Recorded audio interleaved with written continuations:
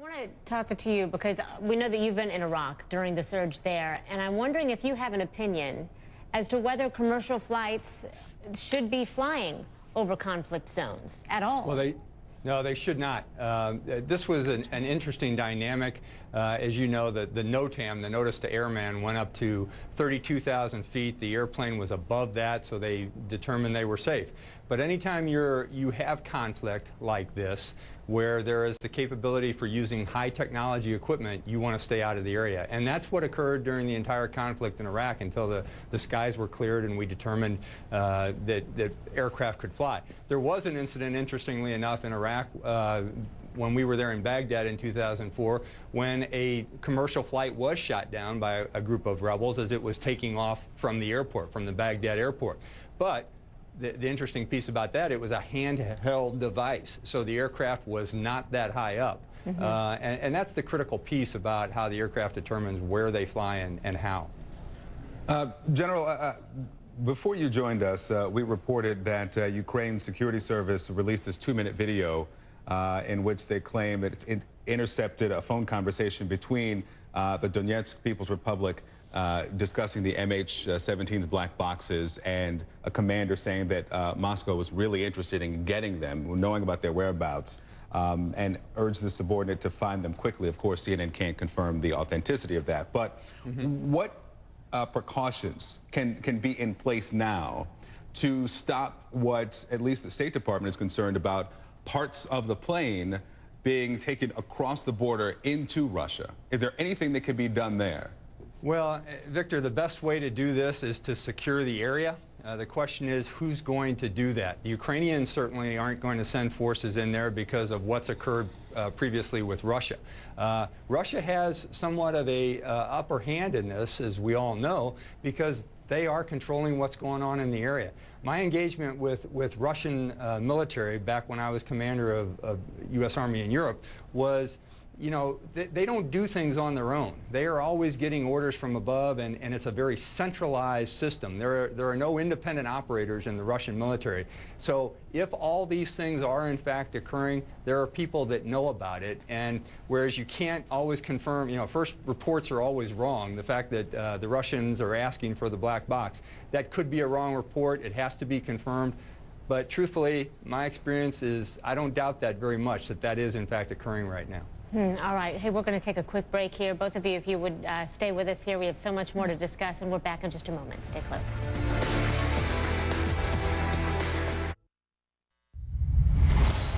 Well, Ukrainian officials accuse pro-Russian rebels of trying to hide evidence that a Russian-made missile shot down flight MH17. Russian President Vladimir Putin is facing growing international pressure to get the rebels to lay down their weapons and allow investigators full access to that crash site, of which they do not yet have. 193 of the victims were from the Netherlands, including a young man with dual U.S. citizenship. Now, the Dutch foreign minister says he's furious at reports that some of the bodies were moved, even dragged, around that crash site. The Prime Minister of the Netherlands and Australia, both of them say it's time for Putin to act. Ik ben nu net later voor deze persconferentie omdat ik... I am late for this news conference because I just had an intense telephone conversation with the Russian president. I told him that he has one last chance to show the world he means to help.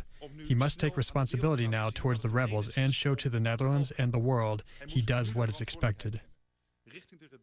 Australia takes a very dim view of countries which facilitate the killing of Australians, as you'd expect us to. We take a very, very dim view of this, and the idea that Russia can wash its hands of responsibility because this happened in Ukrainian airspace just does not stand serious scrutiny. In a front-page editorial in Britain's Sunday Times headlined, "This is an outrage made in Moscow," Prime Minister David Cameron says, and this is a quote, "If President Putin does not change his approach to Ukraine, then Europe and the West must fundamentally change our approach to Russia." Excuse me. He adds, "This is not about military action plainly, but it is time to make our power, influence, and resources count." Let's bring back CNN aviation analyst Mary Scavo, counterterrorism analyst Philip Mudd, and retired Lieutenant General Mark Hertling. Thank you, everybody, for being with us. Philip, I wanted to ask you about President Putin. There are so many people saying, obviously, that he should speak out, that he should do something, but what does he do without incriminating himself? And is there any sense of what he wants? Well, I think there's a couple things he can do. One is to talk about giving access to the site, for example, and talking to the rebels about ensuring that there is site access. I note one of the most critical factors we've talked about in the past day or two is Angela Merkel. She's been very cautious on this. Remember, her country and the rest of Western Europe is very dependent on energy supplies from Russia.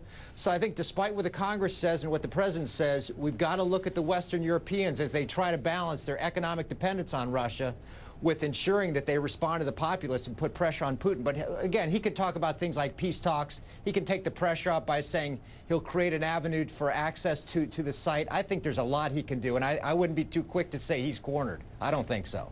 General, give us an idea of how you rate the response from the international community thus far. I mean, taking into consideration all that is there, the rebels that are there, the conflict that is going on, but we're seeing and hearing a lot of statements and political leaders, but no real flush there of action or troops, and no one's want the fight over this area. But how do you rate how the international community has responded thus far? Well, I think the people of the international community are responding very well. They want something to happen very quickly, and they're pushing their governments to do it. Prime Minister Cameron's statement in the editorial this morning is a perfect example. But what I think you still see is Russian controls this area. This is beginning to become their worst nightmare because Ukraine has been leaning toward the West for the last several years. Remember, Victor, in 1990 when the wall came down, there were 16 members of NATO. Now there are 28. Ukraine wants to be a part of that. So all of these things are Russia's worst nightmare, that there are more people, more and more Europeans going away from them. This whole operation of putting separatists in the eastern part of Ukraine was an attempt to leverage that and regain some territory. So the people of Europe really have to stand together, and it can't be just for a short period of time. It can't be just until this problem's solved. There's got to be more of a strategic vision of how do you deal with Mr. Putin and his Russian Federation. Mary, real quickly, we know the NTSB and FBI went to Kiev in an advisory role. We have a forensic expert there, a general investigator. Do you have any indication of what their involvement is going to be? Well, their involvement is going to have to be by invitation. Then, of course, obviously, for example, for the NTSB, they're not armed. They can't go to the area without the permission of, you know, apparently the rebels who shot down the plane and letting them through. So they're at the mercy of the host country. But once there, they're very capable of organizing and getting right to the heart of the matter in a hurry. Of course, you know, I have to mention on the Pan Am 103, which was, of course, a bombing, not a shoot down. But so much went on behind the scenes. There were 15,000 interviews. And eventually, of course, they did get the perpetrators. It was a long story there. But that can be going on right now, and it is going on without a doubt. And so I think that part of the investigation here, given what's already gone on at the crash site, the behind-the-scenes investigation and the real forensics and the seeking out of evidence and witnesses is probably going to be very, very valuable, maybe even more valuable than the wreckage at this point. All right, Phil Mudd, Mark Hertling, and Mary Schiavo, thank you all so much for joining us this morning. Thank you. We appreciate your insight. Thank you. Thanks. And make sure that you stay tuned in for a Wolf's interview with Benjamin Netanyahu that is coming up shortly. He is sitting down with him and speaking right now. Yes, and at 9 a.m. Eastern, be sure to watch Candy Crowley's interview with Secretary of State John Kerry. The two will cover the conflict in the Middle East and, of course, the crash of MH17 in Ukraine. Inside Politics with John King starts right now. Have a good day.